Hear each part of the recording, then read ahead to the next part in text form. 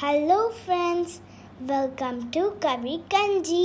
இன்னைக்கு நம்ம வீடியோவில் ஒரு ஹெல்தியான டிஃபன் வெரைட்டி தான் பார்க்க போகிறோம். சிறுதானியம் யூஸ் பண்ணி இந்த டிஃபனை நம்ம ப்ரிப்பேர் பண்ண போகிறோம். நீங்களும் இந்த ரெசிபியை ட்ரை பண்ணி பாருங்கள். ட்ரை பண்ணி பார்த்துட்டு எப்படி இருந்துச்சுன்னு கமெண்ட் பாக்ஸில் சொல்லுங்கள். நம்ம சேனலை இது வரைக்கும் சப்ஸ்கிரைப் பண்ணாமல் இருந்திருந்தீங்கன்னா சப்ஸ்கிரைப் பண்ணிக்கோங்க. கூடவே பெல் ஐக்கானை சூஸ் பண்ணிக்கிட்டு ஆல் என்ற ஆப்ஷனை செலக்ட் பண்ணிக்கோங்க. அப்போ தான் நான் அப்லோட் பண்ணுற வீடியோஸ் எல்லாமே உங்களுக்கு நோட்டிஃபிகேஷனாக வரும். நீங்களும் மிஸ் பண்ணாமல் பார்க்க முடியும். வாங்க இன்றைக்கி வரகரிசி யூஸ் பண்ணி ரொம்பவே டேஸ்டியான இனிப்பு பணியாரம் எப்படி செய்கிறதுன்னு பார்த்துடலாம். இப்போ பணியாரம் செய்கிறதுக்கு 1 கப் அளவுக்கு வரகரிசி எடுத்திருக்கேன். அது 2-3 தடவை நல்லா கழுவி வச்சு எடுத்திருக்கேன். இது கூட தேவையான அளவு தண்ணி சேர்த்து குறைஞ்சது ஒரு 3 மணி நேரமாவது ஊற வச்சிடலாம். வரகரிசி நல்லா ஊறிடுச்சு. அது இப்போ நல்லா இன்னொரு தடவை கழுவிட்டு நான் மிக்ஸி ஜாரில் சேர்த்துருக்கேன். இதில் தேவையான அளவு கொஞ்சமாக தண்ணி சேர்த்துக்கோங்க, நிறைய வேண்டாம். தண்ணி சேர்த்து அரைச்சி எடுத்துக்கலாம். இப்போ மாவு அரைச்சி எடுத்துகிட்டு வந்தாச்சு. இது கூட ஒரு 1/2 கப் அளவுக்கு வெல்லம் சேர்த்துக்கலாம்.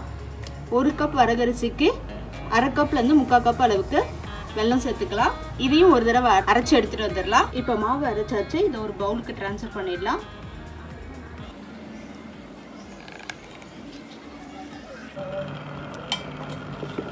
இப்போ ஒரு பேனில் 1 ஸ்பூன் அளவுக்கு நெய் சேர்த்துருக்கேன். இதில் ஒரு 3 ஸ்பூன் அளவுக்கு நறுக்கி வச்சுருந்த தேங்காய் பல்லை சேர்த்துக்கலாம்.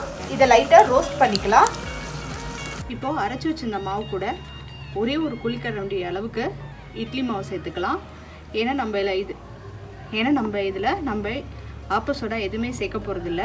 கொஞ்சம் புளிப்பு இருந்தால் தான் நமக்கு பணியாரம் நல்லா புசு புசுன்னு வரும். ஸோ அதனால் இட்லி மாவு கலந்துருக்கேன். இட்லி மாவு இல்லை அப்படின்னா நீங்கள் ஆப்ப சோடா கொஞ்சம் கலந்துக்கலாம். நம்ம வறுத்து வச்சுருந்த தேங்காவை போட்டுடலாம். இது கூட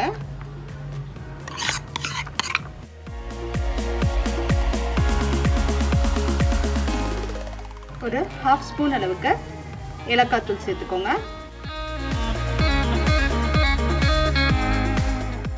இப்போ பணியாரம் ஊற்றுறதுக்கு மாவு சூப்பராக ரெடி ஆயிடுச்சு. இப்போ பணியார கல்லில் எல்லாத்துலேயும் கொஞ்சம் நெய் இல்லைன்னா எண்ணெய் தடவிக்கோங்க.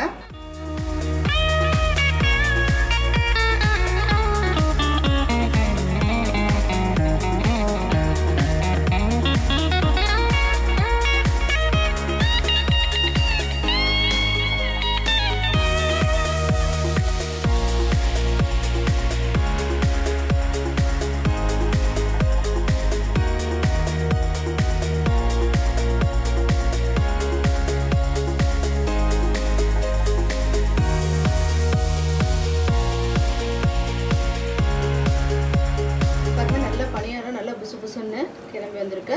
இது எல்லாத்தையும் திருப்பி விட்டுடலாம்.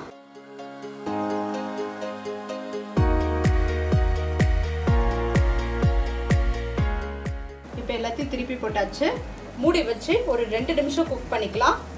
அவ்வளோதான், நமக்கு ரொம்பவே டேஸ்டியான வரகரிசி பணியாரம் சூப்பராக ரெடி ஆயிடுச்சு.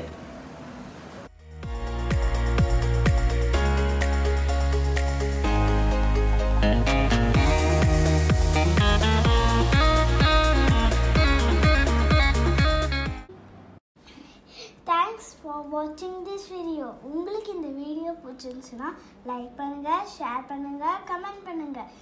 மறக்காம எங்க சேனலை சப்ஸ்கிரைப் பண்ணுங்க. பக்கத்துல இருக்கிற பெல் ஐகானையும் பிரஸ் பண்ணுங்க.